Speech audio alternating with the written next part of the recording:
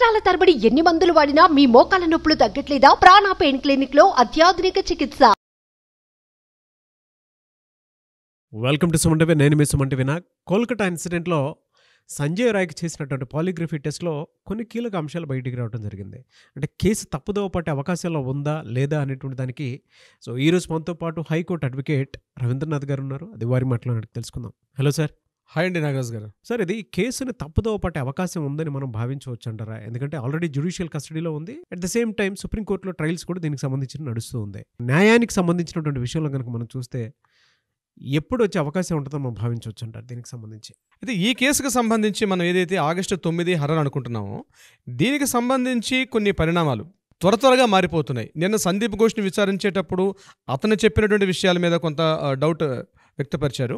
అదేవిధంగా ఈరోజు సంజయ్ రాయ్కి సంబంధించినటువంటి కొన్ని కీలక విషయాలు మనకు వెలుగులోకి వచ్చాయి. అంటే సంజయ్ రాయ్ చెప్పిన విషయం ఏంటంటే ఆగస్టు 9, ముఖ్యంగా ఆగస్టు 8 అర్ధరాత్రి మార్నింగ్ నువ్వు 4 గంటలకు అక్కడ ఎందుకు వెళ్లాల్సి వచ్చింది అన్న విషయానికి సంబంధించి పోలీసులు ఇంటరాగేట్ చేసినప్పుడు అతను కొన్ని సందిగ్ధకర అంటే కొన్ని డౌట్ఫుల్ ఇన్ఫర్మేషన్ లీక్ చేసడం జరిగింది.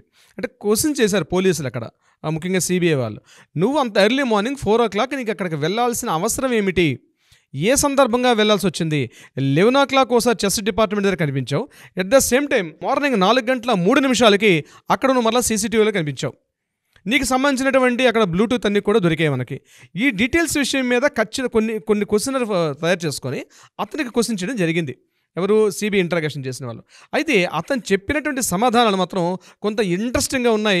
ఈ కేసును తప్పుదోవ పట్టించే విధంగా ఉన్నాయి. ఆ విషయాలు నేను మీతో ఇప్పుడు మీతో పంచుకునే ప్రయత్నం చేస్తాను. నాగరాజ్ గారు ఏం చెప్తున్నాడంటే, నేను మామూలుగా 11 గంటలకు వెళ్ళడం కరెక్టే, నేను వేరే పని మీద వెళ్ళాను, చెస్ డిపార్ట్మెంట్ చెక్ చేద్దాం ఉద్దేశంతో వెళ్ళాను. నేను జస్ట్ క్యాజువల్గా వెళ్ళాను, నాకు ఏ పని లేదు అప్పుడు, నాకు కేవలం క్యాజువల్గా వెళ్ళాను. నేను వెళ్ళి వచ్చేసి నేను మరలా డ్యూటీలో ఉన్నాను, నేను బయట సైడ్ ఉన్నాను, నేను అవుట్ సైడు. మార్నింగ్ 4 గంటలకి ఎగ్జిస్టింగ్ ఏదైతే ఆర్జేకర్ మెడికల్ హాస్పిటల్లో ఒక పేషెంట్కి ఒంట్లో బాగాలేక నాకు ఫోన్ వచ్చింది. వాళ్ళకి ఆక్సిజన్ అవసరం, ఆక్సిజన్ సిలిండర్ అవసరమైతే నేను మార్నింగ్ 4 గంటలకు లోపలికి ఎంటర్ అయ్యాను. 4 గంటలకు లోపలికి ఎంటర్ అవ్వాల్సి వచ్చింది. అయితే నేను ఎంటర్ అయ్యేటప్పటికి బయట సెక్యూరిటీ గార్డులు ఎవరూ లేరు అక్కడ. నేను నడుచుకుంటూ సెమినార్ హాల్ దాకా వెళ్ళాను.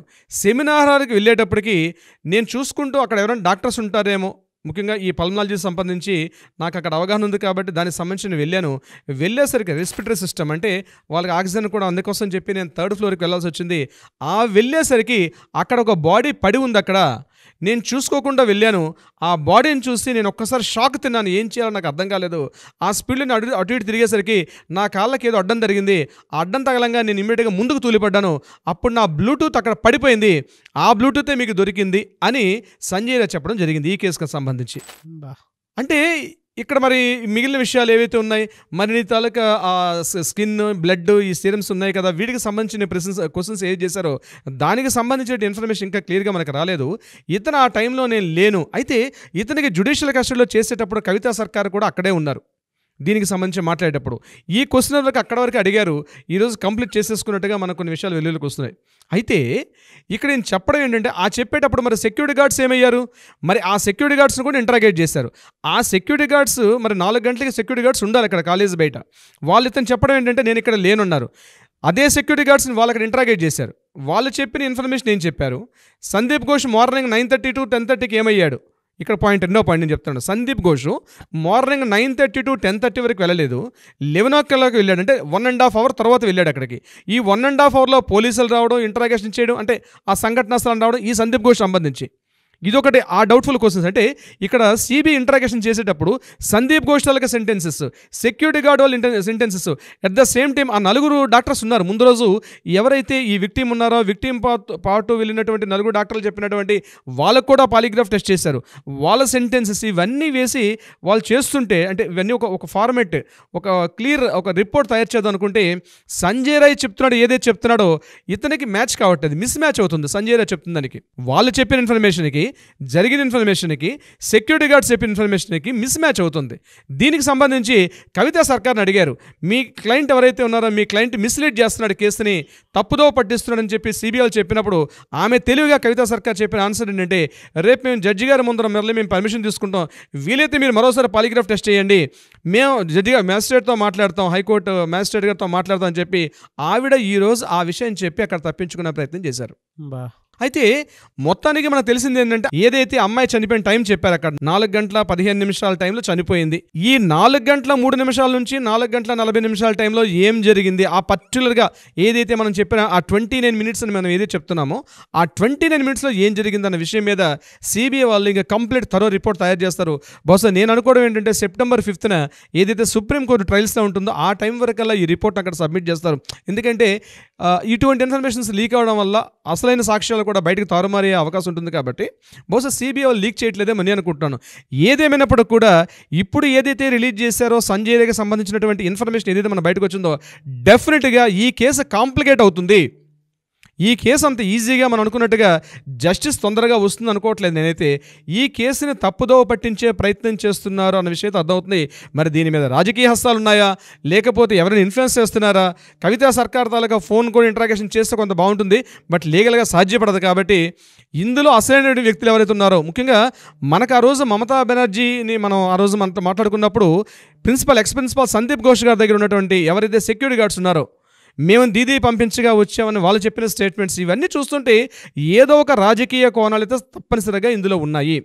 అయితే చాలామందిని ఇందులో పిలిచి ఇంటరాగేట్ చేస్తే నిజాలు బయటకు వచ్చే అవకాశం ఉంటుంది. నాగరాజు గారు, గవర్నమెంట్ తరపు నుంచి వాదిస్తున్నటువంటి న్యాయవాది కవితా సర్కార్ ఎవరైతే ఉన్నారో ఇందులో కొంత గవర్నమెంట్ ఇన్ఫ్లుయెన్స్ కూడా బలంగా నడుస్తుంది. దీన్ని మిస్లీడ్ చేయడానికి అవకాశం ఉండేలాగా ఉంది అని మనం భావించవచ్చు అంటారా? ఒక సాటి న్యాయవాదిగా నేను ఆ విషయాన్ని తెలియపరచలేనండి. నేను అలా కామెంట్ చేయడం కరెక్ట్ కాదు. ఎందుకు తను కూడా ఒక మా న్యాయవాది కాబట్టి నేను చెప్పే అవకాశం ఉండదు. కానీ ఒక రాజకీయ ఇన్ఫ్లుయెన్స్ అయితే తప్పనిసరిగా జరుగుతుంది. అది మరి తన లాయర్ మీద జరుగుతుందని నేను చెప్పడానికైతే నేను సాహసించే ప్రయత్నం చెయ్యను. బట్ ఈ కేసుకు సంబంధించి మాత్రం కొంత రాజకీయ ఇన్ఫ్లుయెన్స్ జరిగే అవకాశం ఉంది. మరి సిబిఐలు ఇచ్చే రిపోర్ట్ మీద దీనికి మనకు ఆధారపడి ఉంటుంది. ఓకే. అయితే ఈ సంఘటన ఇలా ఉంటుండగా నాగరాజు గారు, రాష్ట్ర వ్యాప్తంగా ముఖ్యంగా వెస్ట్ బెంగాల్ రాష్ట్ర వ్యాప్తంగా అల్లర్లు, నిరసనలు, ధర్నాల్లో మాత్రం ఎక్కడా తగ్గట్లేదండి. ఎంటైర్ రాష్ట్ర వ్యాప్తంగా ఉన్నటువంటి హెల్త్ వర్కర్స్ అందరూ కూడా ఈరోజు బయటకు వచ్చి టోటల్గా వాళ్ళు ధర్నాలు చేస్తున్నారు. ఈరోజు అభయ క్లినిక్ అని ఒక క్లినిక్ని పెట్టారు వాళ్ళు. ముఖ్యంగా హెల్త్ వర్కర్స్ అందరూ కూడా కలిసి టెలిమెడిసిన్ చేస్తారంటే డ్యూటీస్లోకి జాయిన్ అవ్వకుండా బై ఫోన్ ఎవరైనా మెడిసిన్స్ ఇస్తుంటే మేము డ్యూటీ చేస్తున్నాం అంటే it's a part of their duty. Health workers duty చేయాలనే ఉద్దేశంతో వాళ్ళు ఏం చేశారంటే సుమారుగా మోర్ దెన్ 1500 మంది రోగగ్రస్తులకి వీళ్ళు ఒక టెలిమెడిసిన్ ద్వారా అభయ క్లినిక్ అని ఒక ర్యాలీని చేపట్టి అభయ క్లినిక్ అని ఒక స్పెషల్ పోర్టల్ని ఏర్పాటు చేసి వాళ్ళకి సంబంధించిన సేవలు అందజేయడం ప్రయత్నం చేశారు. అయితే ఇంకొక ఇంపార్టెంట్ విషయం నాగరాజు గారు, ఈరోజు ఇలాంటి సంఘటనలు, ఒక పక్క నిరసనలు, ధర్నాలు, ర్యాలీలు, హర్తాళ్ళు ఇన్ని జరుగుతుండగా మరొక నీచమైన సంఘటన అదే కలకత్తాలో అదే హౌరాలో మళ్ళీ జరిగింది. ఇది కూడా హౌరాలో ఉంది. ఆర్జికల్ మెడికల్ హాస్పిటల్ కూడా హౌరా గవర్నమెంట్ హాస్పిటల్లో ఒక చిన్న దుర్ఘటన సంఘటన జరిగింది. ఒక 13 ఏళ్ల అమ్మాయి ఆగస్టు 28వ తారీఖు నాడు తనకు ఒంట్లో బాగాలేదు, న్యూమోనియా వచ్చిందని చెప్పి తన హాస్పిటల్లో ఒక 13 ఏళ్ల అమ్మాయి హాస్పిటల్లో వాళ్ళ పేరెంట్స్తో అడ్మిట్ అయితే ఈరోజు ఒక కీచకుడు, ఒక దుర్మార్గుడు సిటీ స్కాన్ అన్న పేరుతోటి నిన్న రాత్రి అంటే ఆగస్టు 31 అర్ధరాత్రి ఆ అమ్మాయిని సిటీ స్కాన్ రూమ్లో తీసుకెళ్లి ఆమెను లైంగికంగా వేధించాడు. దీనికి సంబంధించి ఇమీడియట్గా పోలీసులు ఇంట్రాగేషన్ చేయడం, ఆ హాస్పిటల్లో సూపరింటెండెంట్ మళ్ళీ వెలుగులోకి వచ్చి ఈ కేసుని హ్యాండ్ ఓవర్ చేయడం జరిగింది.